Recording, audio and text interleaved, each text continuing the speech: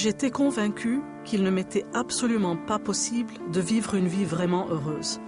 Et si je ne pouvais pas vivre heureuse, je ne voulais pas vivre du tout. Tout a commencé par un divorce, mon foyer brisé. Je pense que cela a influencé ma pensée et que je me suis sentie rejetée. Je ne comprenais pas. J'étais un petit enfant et je ne connaissais rien au monde des adultes. Aussi ai-je eu le sentiment que j'étais la cause de leur rupture. Le sentiment de rejet ne fit que grandir et j'ai commencé à me considérer comme un fardeau pour les autres. Chaque petit commentaire, même le plus insignifiant, j'en faisais toute une montagne. C'était comme des semences auxquelles je pensais et repensais sans cesse. Et je me suis sentie toujours plus rejetée, au fur et à mesure que je grandissais. Je me demandais, mais qu'est-ce qui ne va pas chez moi? Je me suis dit que la seule solution, c'était d'en finir avec la vie. Je suis allée dans la chambre de ma mère afin que personne ne me voie. J'étais déterminée à en finir, à ne plus ressentir ce vide, à mettre un terme à ma souffrance et à ma solitude. Rien n'allait pouvoir m'arrêter.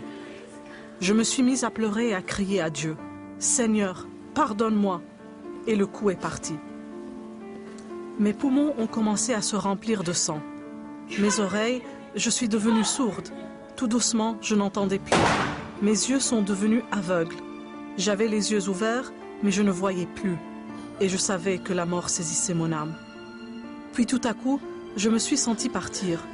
Mon âme quittait mon corps et tombait toujours plus. Et j'ai compris que je ne contrôlais plus ma destinée. J'ai atterri dans un lieu de tourment complet. Et mon corps était brûlant. Je n'étais plus solitaire. Je n'étais plus déprimée. Je suis devenue la dépression. Je suis devenue la solitude. Je suis devenue un être tourmenté et empli de peur. Alors que je regardais autour de moi, j'ai vu d'autres personnes qui toutes hurlaient de douleur.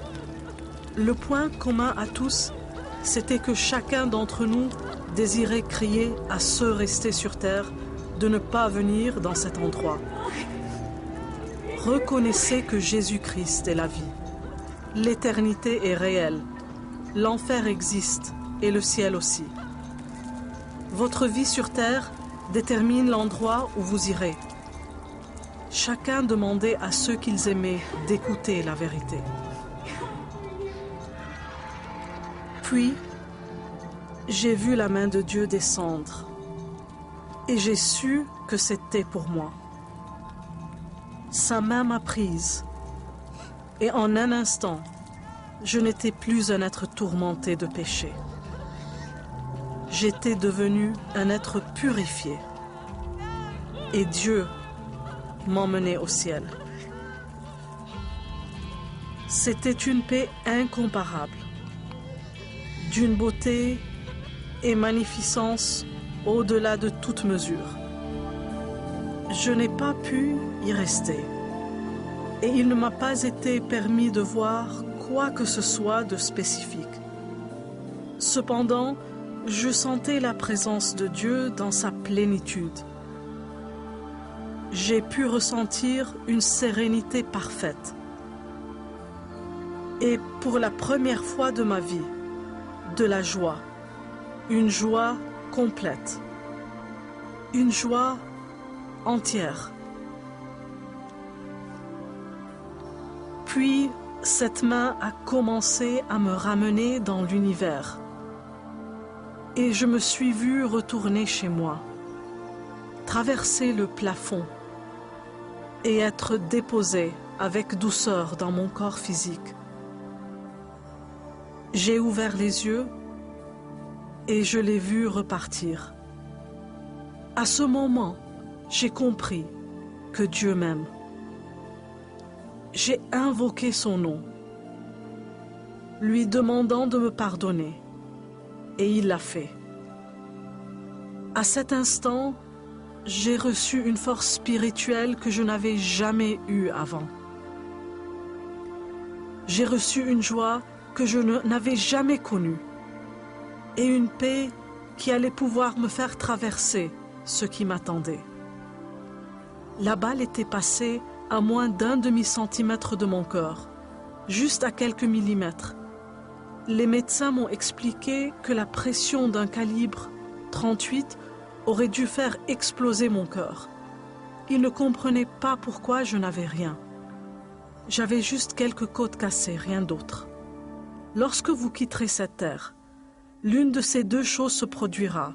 Soit vous serez transformé en un être de péché et de tourment, soit vous serez transformé en un être de lumière, d'amour et de joie. Et c'est la responsabilité de chacun de choisir ce qu'il deviendra. Moi, j'ai dû apprendre à accepter cette responsabilité et cesser de blâmer les autres concernant mon état mental et émotionnel. À présent, je suis rempli de joie, je suis rempli de grâce, je suis qui Dieu dit que je suis aimé, je suis adopté dans le royaume de Christ.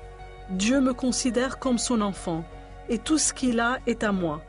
Je n'ai qu'à le recevoir, je n'ai qu'à le reconnaître et remplacer mes problèmes par sa grandeur. Tant que je m'accroche aux promesses de Dieu et que je lui permets d'être présent dans ma vie, je peux surmonter toute chose. Je peux traverser mes problèmes en gardant la paix et le sommeil. Je peux les traverser avec une joie et une force qui dépassent toute compréhension.